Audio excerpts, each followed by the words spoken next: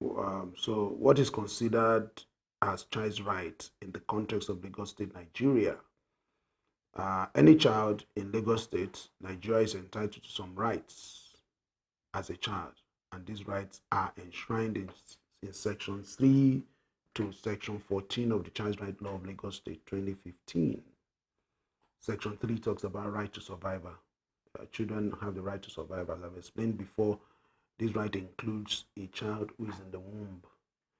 Um, the life of the child cannot be terminated in the womb except the life of the mother is under threat.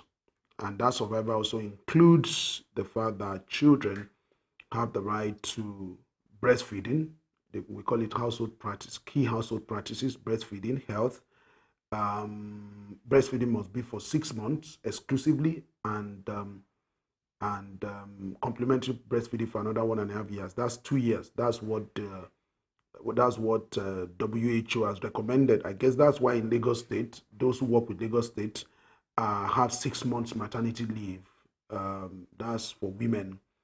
And so survival rights also means that children should be exposed to what we call immunization to prevent childhood diseases. Because the most delicate time in the life of a child is between age 0 and 5. So all of that goes into survival rights. Then you have right to a name. Just has the right to a name. So that's why it is important, not only a right to a name, that name must be registered. That is why under the Nigerian law, there's only one body that is responsible for there's only one body that is responsible for registering names in Nigeria. Birth registration is called National Population Commission. That is the body that is responsible for registering names in Nigeria. But needless to say that there are people who are called traditional birth attendants who also deliver children. And one of the things we need to do is to find a way to ensure that the children delivered by those ones are also registered. We have right to freedom of association and peaceful assembly. Children can associate. Children have the right to play. I always say that children are born to play. Whatever you want children to learn, hide it in play. They will learn it. Then we have the right to freedom of thought, conscience, and religion. This is a very touchy one. Should your child follow your religion? Children have the right to religion, thought, freedom of thought. No human being can dominate another human being's thought. Children have the right to conscience and religion. So let me speak a bit about religion. You see, there's a recent case of the Supreme Court of Nigeria where the Supreme Court has now said that a child, a family, so it was a case about Jehovah Witness people who said that a child should not take blood transfusion. And the court in Nigeria has now ruled to say that you can't say that. In protecting the child and preserving the life of the child, the parents cannot say because they belong to one religion and that religion should affect the child. So that's that. Well, the right to private home and family life, that you find that in Section 7. Right to private home and family life. A child is to be raised by a father and a mother or a guardian. That's why today institutionalization of care is becoming a thing of the past, where you gather children in orphanage or institutional home and all of that. The world is looking at the possibility of fostering adoption, where children can grow in a family. The world is looking at that seriously, because if a child grows up in a family, the child is probably the child turns out better and well than a child that is brought up in an institutional home, no matter what the provision, no matter how good the institutional home is. Then you have the right to freedom of movement. Children are not slaves. They can move around, but it's just that the right of the child to move, that's Section 8, must be in accordance with the provisions of the law, which is a child cannot, now a child is anybody below 18. So anytime you see a child, the child must be accompanied. So there's what we call unaccompanied children. So when you talk about the right of children to movement, it's not that children should just be going on their own. There's nobody accompanying them. No. So the right to freedom of against freedom from discrimination. That's section 9. You can't discriminate against children on the basis of their height, on the basis of their color, on the basis of their religion, on the basis of where they come from, on the basis of their disability. You cannot. All children are equal and they must be treated equally. So that's what the law says. Section 9 of the Child Right Law of Lagos State makes that abundantly clear. You cannot discriminate against children. You have to respect children's culture, children's for who they are. Then you have rights to dignity of a child. As I've said before, I said a child has worth. A person has worth. A child. So that's why you can't beat a child blue and black and say you are disciplining the child or throw the child out on the street. A child has dignity. Dignity means respect for the personhood of the child, to know that is a person of worth, to know that the child can think, and to know that the child has the power of choice. Then you have the right to leisure, recreation, and cultural activities. That cannot be overemphasized. Children have the right to leisure. That is, they can take time to unwind. And that is becoming a major problem here because children go to school in the morning.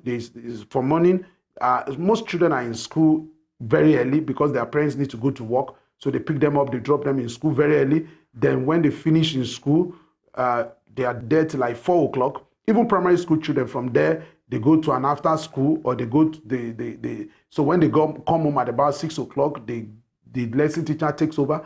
By the time the lesson teacher takes over, the lesson teacher leaves by 7 or thereabouts, depending on what they're handling. Then before you know it, it's time to eat, it's time to go to bed. So we now have full-time children who are in school full-time.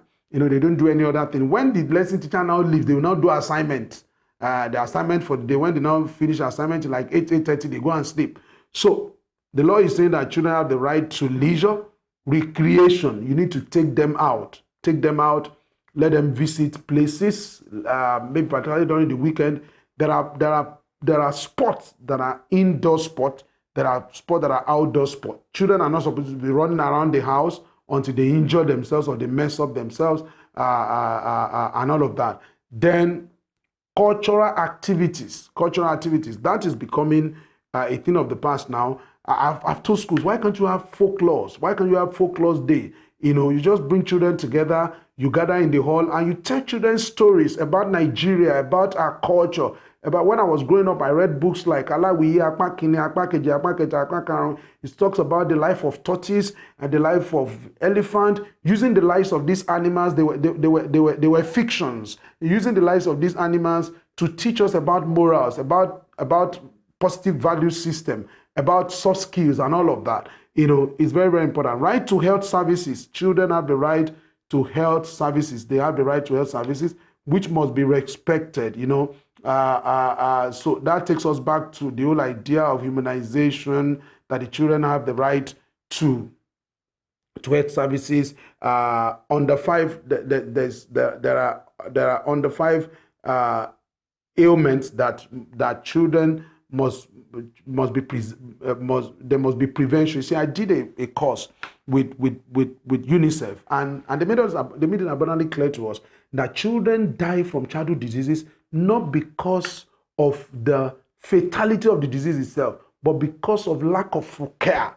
There's no response. Imagine a child is ill, and you take the child to the next health center, and the health center has no drug. There's no nurse in the place and all of that. Before you take the child around the community, before you know it, the child is dead. So we must respect the right of children to health services. That cannot be overemphasized. Every Lagos State child, every Nigerian child should have access to health care. Then you have right to parental care. Right to parental care. That's a major issue because you see, in the year 2000, International Labour Organization began to say that one of the solutions to child labor is social protection.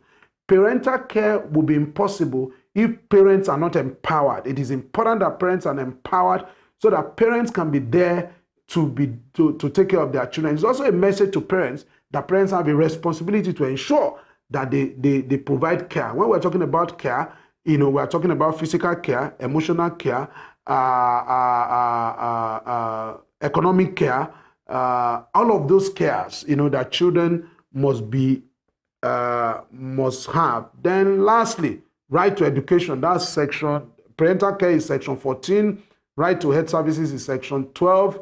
Right to leisure, recreation, and cultural activities section 11. Right to dignity of human person is section 10. Right to freedom against discrimination is section 9.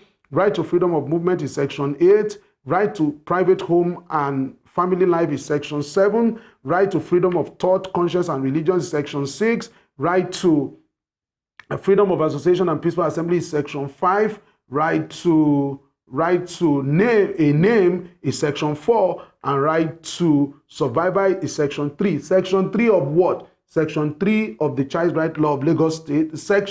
All these sections talk about the Child Right Law of Lagos State 2015. And the last one there is right to education. Children have the right to education. And that is very, very important. It cannot be overemphasized.